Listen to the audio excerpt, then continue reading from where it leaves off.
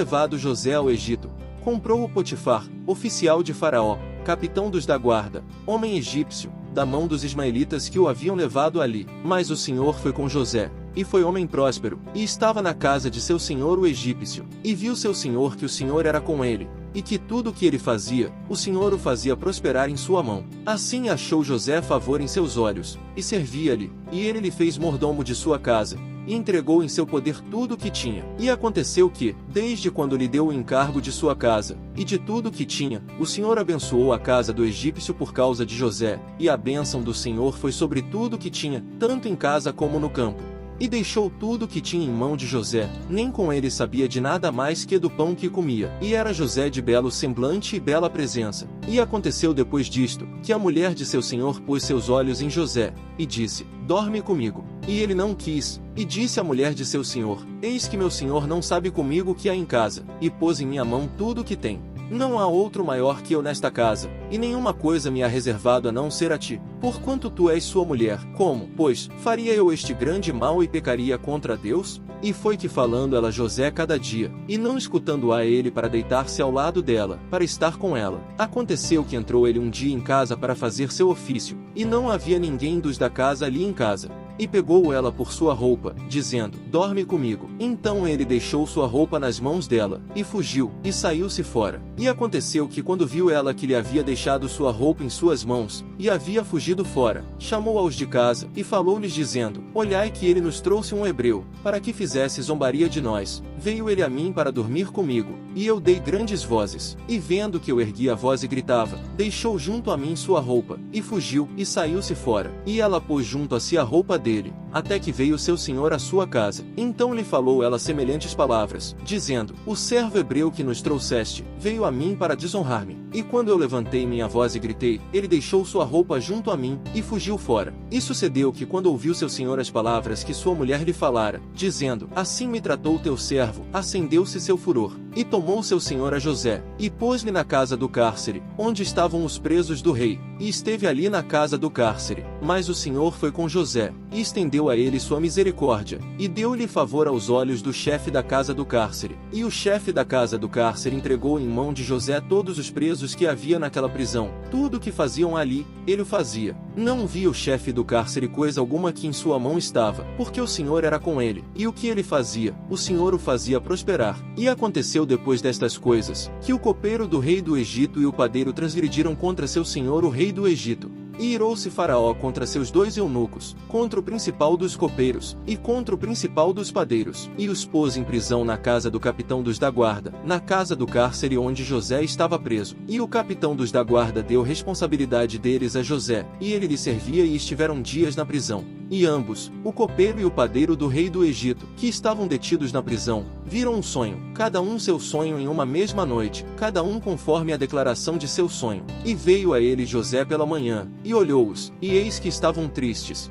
E ele perguntou àqueles oficiais de Faraó, que estavam com ele na prisão da casa de seu senhor, dizendo: por que parecem hoje mal vossos semblantes? E eles lhe disseram: tivemos um sonho, e não há quem o declare. Então lhes disse José: não são de Deus as interpretações? Contai-o a mim agora. Então o chefe dos copeiros contou seu sonho a José, e disse-lhe: eu sonhava que vi uma vide diante de mim, e na vide 3 sarmentos, e ela como que brotava, e surgia sua flor, vindo a amadurecer seus cachos de uvas, e que o copo de Faraó estava em minha mão, e tomava eu as uvas, e as espremia no copo de Faraó, e dava eu o copo em mão de Faraó. E disse-lhe José: esta é sua declaração, os 3 sarmentos são 3 dias, ao fim de 3 dias Faraó te fará levantar a cabeça, e te restituirá a teu posto, e darás o copo a Faraó em sua mão, como costumavas quando eras seu copeiro. Lembra-te, pois, de mim para contigo quando tiveres esse bem, e rogo-te que uses comigo de misericórdia, e faças menção de mim a Faraó, e me tires desta prisão, porque furtado fui da terra dos hebreus, e tampouco fiz aqui para que me houvessem de pôr no cárcere.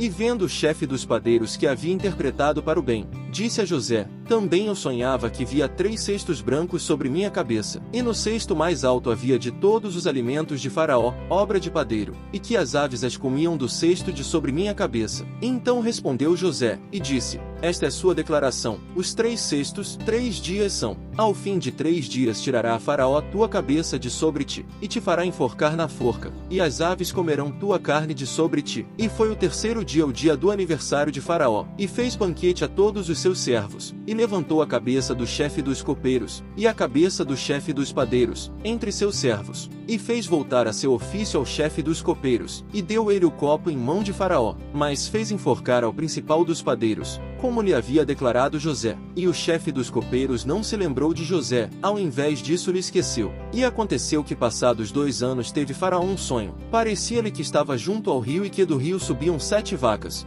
belas à vista, e muito gordas, e pastavam entre os juncos, e que outras 7 vacas subiam depois delas do rio, de feia aparência, e magras de carne. E pararam perto das vacas belas à beira do rio, e que as vacas de feia aparência e magras de carne devoravam as 7 vacas belas e muito gordas. E despertou Faraó, dormiu de novo, e sonhou a segunda vez, que 7 espigas cheias e belas subiam de uma só haste, que outras 7 espigas miúdas e abatidas do vento oriental saíam depois delas, e as 7 espigas miúdas devoravam as 7 espigas espessas e cheias. E despertou Faraó, e eis que era sonho. E aconteceu que amanhã estava movido seu espírito, e enviou e fez chamar a todos os magos do Egito, e a todos os seus sábios, e contou-lhes Faraó seus sonhos, mas não havia quem a Faraó os interpretasse. Então o chefe dos copeiros falou a Faraó, dizendo: lembro-me hoje de minhas faltas. Faraó se irou contra seus servos, e a mim me lançou à prisão da casa do capitão dos da guarda, a mim e ao chefe dos padeiros, e eu e ele vimos um sonho uma mesma noite, cada um sonhou conforme a interpretação de seu sonho. E estava ali conosco um jovem hebreu, servente do capitão dos da guarda, e o contamos a ele. E ele nos interpretou nossos sonhos, e interpretou a cada um conforme seu sonho. E aconteceu que, como ele nos interpretou, assim foi. A mim me fez voltar a meu posto, e fez enforcar ao outro. Então Faraó enviou e chamou a José, e fizeram-lhe sair correndo do cárcere. E ele rapou-se a barba, mudou-se de roupas, e veio a Faraó. E disse Faraó a José: eu tive um sonho, e não há quem o interprete, mas ouvi dizer de você, que houve sonhos para os interpretar. E respondeu José a Faraó, dizendo: não está em mim, Deus será o que responda a paz a Faraó.